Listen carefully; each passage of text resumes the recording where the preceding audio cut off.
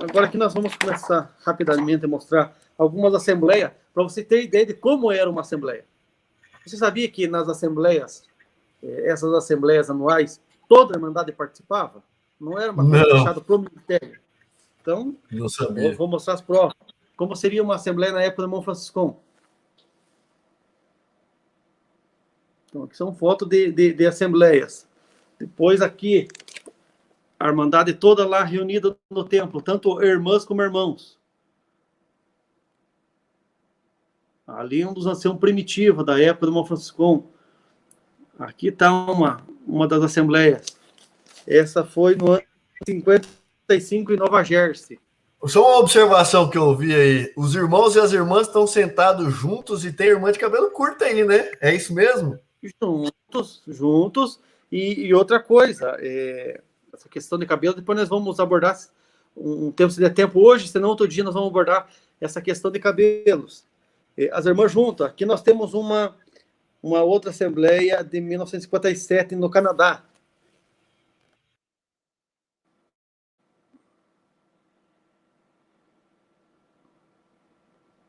As irmãs ali, se vocês perceberem, todas elas de chapéu.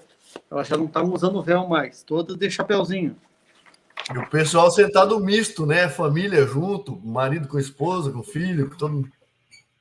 As assembleias eram muito animadas. Se você, eu não sei se vai enxergar ali um acordeão ali, era regado de cantar hino e eram umas festas, verdadeiras festas, com toda a Irmandade presente.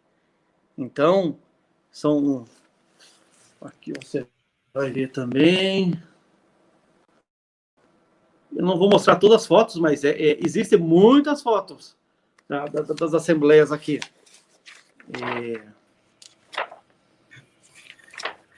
Como diria meu amigo Kleber, cada machadada uma minhoca, meus irmãos. Bom, então, essas assembleias foram muito importantes. O irmão Franciscão participou de todas elas, quase, até o ano de 1949. O que acontece? Vamos lembrar, vamos recapitular que em 1927 ela foi criada a primeira convenção, a primeira assembleia, e ali se juntou 70 igrejas. Dessas 70 igrejas, boa parcela chamava Assembleia Cristã, outra parcela, Igreja Cristã ou Congregação Cristã. Então, veja bem, são diversas igrejas. Só que elas não tinham uma organização, não tinham uma centralização. Vocês vejam bem que é uma coisa muito importante, isso que eu vou falar aqui para vocês agora. Não existia uma centralização. Ali era uma confraternização de diversas igrejas, diversos pensamentos, e ali eles iam para trocar ideias. Ah, minha região está assim, a minha região está lá, está dessa maneira. Então, eles trocavam experiências. Outra coisa, os tópicos lá era debatido sobre as escrituras sagradas. Então, eles pegavam os tópicos, pegavam lá trechos da doutrina, e ali eles iam destrinchar aquele ponto da doutrina. Não tinha nada de coisas, vamos lá, porque Deus vai revelar tal ensinamento hoje. Então, não tem essa questão aqui, igual a brasileira, que ora Deus revela, ora desrevela. Não, lá era por tópicos com base nas escrituras sagradas. Não tinha nada dessa questão de uma hora ele está tendo essa oscilação. Então, é muito diferente essas assembleias lá. E até hoje, pendura, e até hoje ainda existem essas reuniões gerais aí nos Estados Unidos. Bom, em 49... Deixa eu fazer uma pergunta. Se tornou, então... Perdoa te interromper. Deixa eu fazer uma pergunta, não sei se você vai saber responder. Então, nessas assembleias, a Irmandade participava e via eles discutindo vários assuntos. Eram várias igrejas, né, denominações diferentes, reunindo e discutindo os tópicos baseado nas Sagradas Escrituras, levantando se era pertinente, se era bíblico, se não era bíblico. Os irmãos que estavam participando, assistindo a Assembleia, porque toda a Irmandade via, se algum daqueles irmãos tivesse com a Bíblia na mão naquele momento lá, vendo o pessoal discutindo lá algum tópico, e ver que estava fora das Sagradas Escrituras, ele teria liberdade de levantar e falar, irmão, explica isso direito, de acordo com a Escritura, parece que não é bem isso que vocês estão falando aí. Teria essa liberdade, você sabe dizer? Teria sim, teria sim. Uma outra coisa interessante que poucos sabem na liberdade de ação de graça, que seria o testemunho. Nesse momento, tanto irmãos como irmãs poderiam levantar na frente e citar um versículo bíblico, poderia cantar um hino, e nesse momento, se tivesse algum irmão que levantasse lá e falasse em língua, levantava um intérprete e interpretava o que ele falava. E, normalmente, essas interpretações, elas foram registradas. Tem N mensagens dessas que foi dado pelo Espírito Santo e foram traduzidas. Levantava um intérprete lá. Hoje é difícil, você não se ouve falar em intérprete dos dons de língua, né? Dessa evidência do Espírito Santo. Alguém fala do batismo do Espírito Santo, não. Ou falar em língua é uma evidência do Espírito Santo. Então, era muito comum alguém falar em língua e alguém levantar e interpretar. Era muito bonito. Então, existia toda essa coisa lá. Antes que alguém pergunte, porque sempre perguntam, e as fontes dessas 70 igrejas, as fontes sobre essa convenção? Então, está aqui. Este é o inário da Igreja do Irmão Luiz Francisco.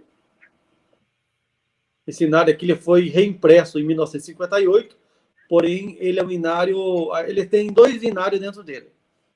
Ele é um inário de 1928 com o inário de 1930, são 2 inários. O de 1930 é um inário só para crianças.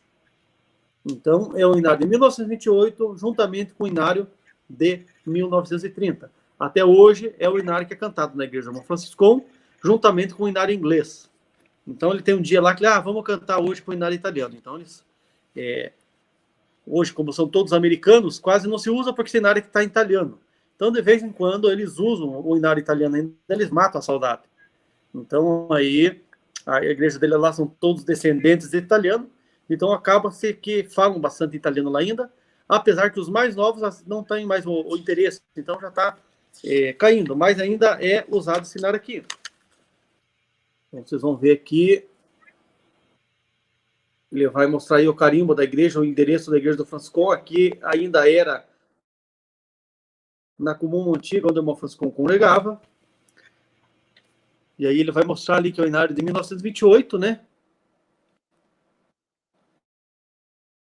E aí a reimpressão que é 50 e... Aí se você pega o prefácio,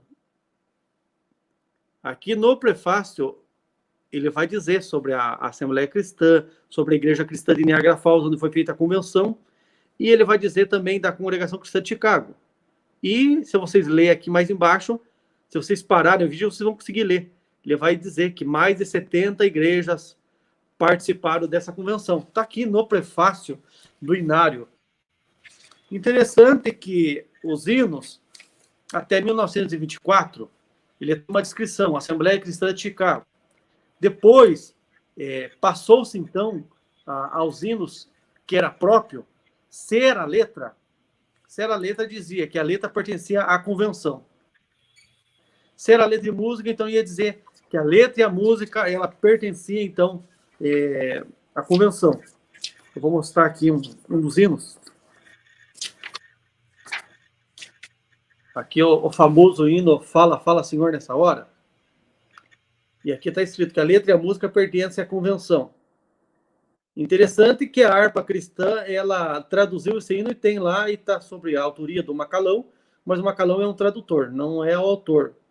Eles pegaram, tiraram essa descrição, igualmente a CCB pegou esses hinos aqui, tirou a descrição, não deveria, porque você está na partitura, quem fez o hino não deveria mexer, tinha que ter respeitado. Se os autores queriam que ficasse dessa forma no inário, deveriam respeitar. Houve um desrespeito da parte da Assembleia de Deus e da congregação cristã, aqui no Brasil também houve esse desrespeito, simplesmente no inário da congregação ficou branco, como se não tivesse autor. E já na Assembleia de Deus está sobre o nome do Macalão, alguns hinos estão no nome da Frida, alguns hinos estão no nome do Emílio Conde, e não são... A letra e a música pertenciam à Assembleia Cristã.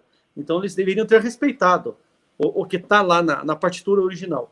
Então, houve aí um certo desrespeito por parte dessas duas denominações. Essas traduções, você sabe dizer que se essas traduções elas mantiveram a essência do hino ou se eles colocaram outra letra em cima e assumiram a autoria do hino? A maior parte, sim. Se você olhar na harpa cristã, as traduções são mais originais, são mais confiáveis.